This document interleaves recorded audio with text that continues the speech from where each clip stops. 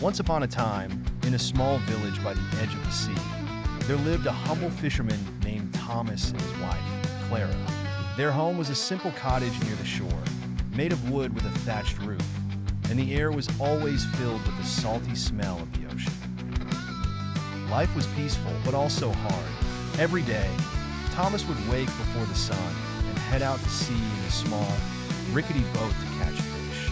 He would spend hours out on the water, patiently waiting for the fish to bite, while Clara stayed home, tending to the garden and the house. Despite their simple life, Clara was never quite satisfied. "Why should we live in this small house?" she would often complain, "when there are others in the village with grand homes and fine clothes?" One sunny morning, Thomas went out to sea as usual.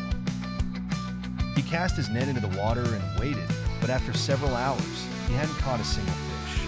The sea was calm, and the sky was blue and cloudless, but no matter how hard he tried, nothing seemed to come his way.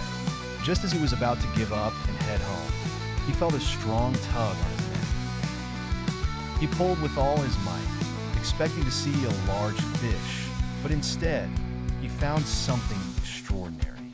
Tangled in the net was a golden fish, shining brightly under the sunlight. The fish looked at him with large, intelligent eyes and, to his amazement, began to speak. "Please, kind fisherman, let me go," the fish pleaded. "I am no ordinary fish. I am a magical fish, and if you spare my life, I will grant you any wish you desire." Thomas, being a kind-hearted and simple man, was taken aback by the talking fish. He had never wanted much in life, just enough to live comfortably with his wife. "You don't need to give me anything," said Thomas, gently placing the fish back into the water. "Go on, swim free." The fish disappeared into the depths of the ocean, leaving Thomas in awe of what had just happened. He rowed back home, eager to tell Clara about the magical fish. When he arrived, Clara was waiting by the door. "Did you catch anything?"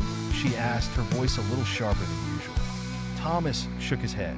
"No fish today, but you'll never believe what happened." He told Clara the entire story, from the golden fish to the wish it offered him. To his surprise, instead of being amazed, Clara's eyes lit up with excitement. "A magical fish? And you didn't ask for anything?" she exclaimed. "Thomas, what were you thinking? You could have wished for something better than this small, old house. Go back to the sea and ask the fish for a wish." "But Clara," Thomas protested, "we have everything we need. Why should we ask for more?" Clara crossed her arms. "Thomas, I've always wanted a bigger house, and now we have the chance. Go back to the fish and ask for a cottage, one that's larger and more beautiful than this one." Thomas sighed, but he loved his wife and wanted to make her happy. So, reluctantly, he went back to the sea. Standing by the shore, he called out to the fish. Golden fish, hear my plea, my wife has sent me back to thee." The water rippled, and soon, the golden fish appeared once again. "Thomas," said the fish, "why have you returned? You spared my life, and I promised you a wish. What is it that you seek?"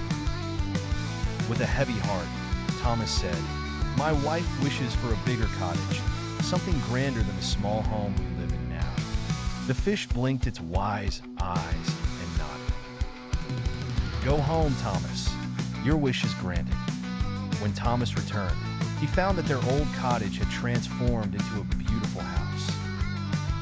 It had tall windows, sturdy wooden beams, and a lovely garden surrounding it. Clara was overjoyed. For a time, they were happy. The new house was everything Clara had wanted, but as the days passed, her desire for more began to grow. "This house is nice," she said one evening,